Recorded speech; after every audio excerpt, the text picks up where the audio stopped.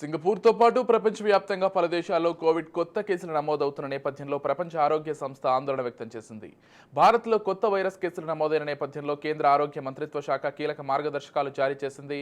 ప్రస్తుతం వారం రోజుల పాటు దేశంలోని వివిధ రాష్ట్రాల్లో ర్యాండమ్ శాంపిల్స్ తీసుకుని సర్వే చేపట్టనున్నారు. మారిన కోవిడ్ స్వరూపం కారణంగా పెద్ద ఆందోళన కలిగించే విషయం కాదని నిపుణులు చెబుతున్నారు. ఇక జూన్ 2వ వారంలో జరిగే ర్యాండమ్ శాంపిల్ సర్వే నివేదిక ఆధారంగా తర్వాత వ్యూహాన్ని రూపొందించనున్నారు. కేంద్ర ఆరోగ్య మంత్రిత్వ శాఖలో జరిగిన కీలక సమావేశంలో కోవిడ్ మారిన రూపం ద్వారా ప్రభావితమైన రోగులు రాష్ట్రాలపై చర్చించారు.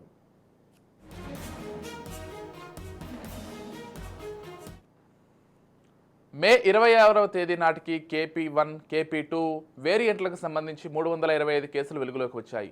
ఇందులో దేశంలోని వివిధ రాష్ట్రాల్లో 34 KP1 వేరియంట్ కేసులు నమోదయ్యాయి. అత్యధికంగా బెంగాల్లో 23 కేసులు నమోదయ్యాయి.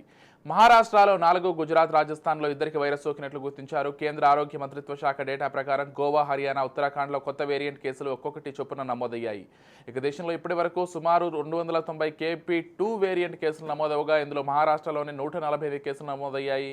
పశ్చిమ బెంగాల్లో 36, రాజస్థాన్లో 21, గుజరాత్లో 23, ఉత్తరాఖండ్లో 16, గోవాలో 12, ఒడిశాలో 17, ఉత్తరప్రదేశ్లో 8, కర్ణాటకలో 4, హర్యానాలో 3, మధ్యప్రదేశ్, ఢిల్లీలో 1 చొప్పున కేసులు నమోదయ్యాయి.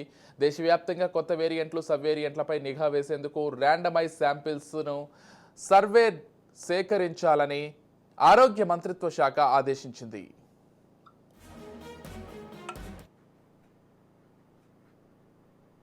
ఇక ఇదే అంశానికి సంబంధించి మరింత సమాచారం మా ప్రతినిధి స్వప్న అందిస్తారు. మహమ్మారి సృష్టించిన కలవరాన్ని మనం ఎవ్వరం కూడా మర్చిపోలేం. ఎన్ని ఇబ్బందులు పడాలో అన్ని ఇబ్బందులు పడ్డాము. ప్రతి ఒక్కరు కూడా ఏదో ఒక రకంగా కరోనా వల్ల నష్టపోయిన వాళ్ళే. అయితే ఇప్పుడు మళ్ళీ కరోనా వచ్చేస్తుంది. గత కొంతకాలంగా కూడా చెప్తున్నారు కరోనా వస్తుంది అని చెప్పేసి.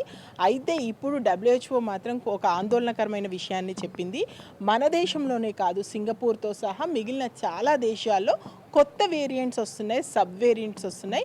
ఇవి చాలా ప్రమాదకరంగా ఉండేటువంటి అవకాశం ఉంది. గతంలో ఉన్నటువంటి కరోనా వేరియంట్ కన్నా కూడా ఈ వేరియంట్స్ ప్రమాదకరంగా ఉండే అవకాశం ఉంది అంటున్నారు.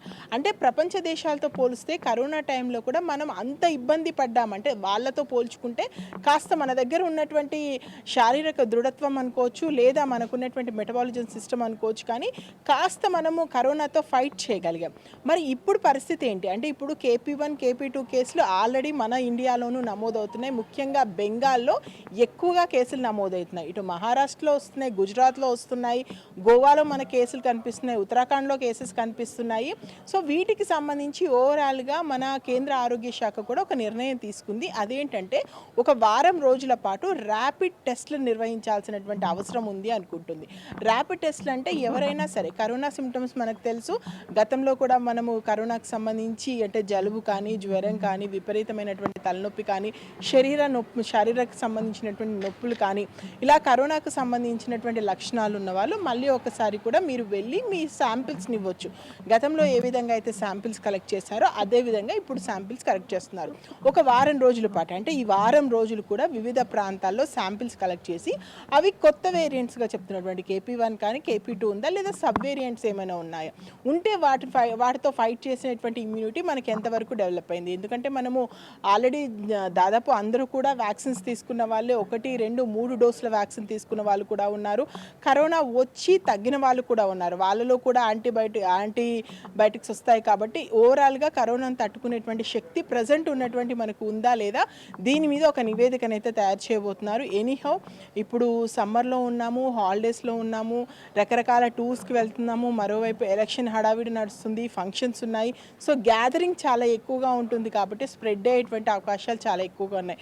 మరోవైపు ఎండాకాలంతో పాటు ఓవైపు వర్షాలు కూడా పడుతున్నాయి. కాబట్టి ఈ టైంలో కరోనాకి అంటే అది వ్యాపించడానికి ఒక అనుకూలమైనటువంటి టైం. కాబట్టి మనందరం మరొకసారి జాగ్రత్త తీసుకోవాల్సినటువంటి అవసరం ఉంది. మాస్క్ వేసుకోవడం కానీ, శానిటైజర్ కానీ, ఎందుకంటే ఈ వేరియంట్ తట్టుకొని నిలబడగలుగుతామని చెప్పేసి మన వైద్య ఆరోగ్య శాఖ అంటుంది.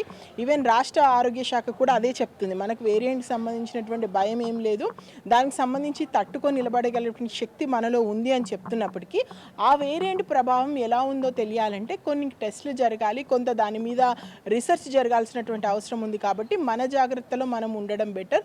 ఎస్పెషల్లీ కాస్త వయసు పైబడిన వాళ్ళు మీరు ఇంట్లో ఉండడం బెటరు. ఇంకా గర్భిణీ స్త్రీలు ఎవరైతే ఉన్నారో వారు మరింత జాగ్రత్తగా ఉండాలంటున్నారు.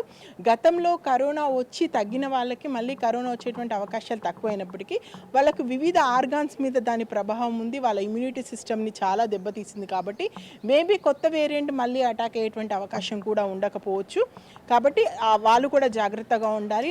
మనము చాలామంది ఏంటంటే వ్యాక్సిన్ తీసుకున్నాం కదా మనకు పర్లేదు అనుకునేటువంటి పరిస్థితి లేదు. మనం వ్యాక్సిన్ తీసుకుని చాలా రోజులు అవుతుంది.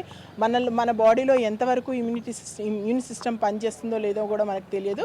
సో ఓవరాల్గా దీనికి సంబంధించినటువంటి అధ్యయనం జరగాల్సిన అవసరం ఉంది. ఈ వారం రోజులు శాంపిల్స్ సేకరిస్తారు. ఆ శాంపిల్స్ని ల్యాబ్లో టెస్ట్ చేస్తారు. అవి మనకి ఎంతవరకు మనలో దుష్ప్రభావాన్ని కలిగించగలుగుతాయి, మనం తట్టుకోగలమా లేదా ఒక రిపోర్ట్ అయితే వచ్చే అవకాశం ఉంది. సో ఇదంతా ప్రాసెస్ జరగడానికంటే ముందు మనం చేయాల్సిన పని ఏంటంటే కరోనాని లైట్ తీసుకోవాల్సినటువంటి అవసరం అయితే లేదు. ఎందుకంటే కరోనా వల్ల ఎంత నష్టం చవి చూడాలో అంత నష్టం మనం చవి చూసాం. దాని దెబ్బ ఎలా ఉంటుందో మనకు తెలుసు. కాబట్టి ఏం కాదులే లైట్ తీసుకుందాం అనేటువంటి మెంటాలిటీ అయితే వద్దు. మన జాగ్రత్తలు మనం ఉందాం. గ్యాదరింగ్స్కి కాస్త దూరంగా ఉండి మాస్క్ వేసుకొని శానిటైజ్ పెట్టుకొని ఏవైతే కరోనా టైంలో చెప్పినటువంటి నియమాలు ఉన్నాయో అవన్నీ పాటిస్తే ఖచ్చితంగా హెల్తీగా ఉండగలుగుతాం. ఓటు స్టూడియో.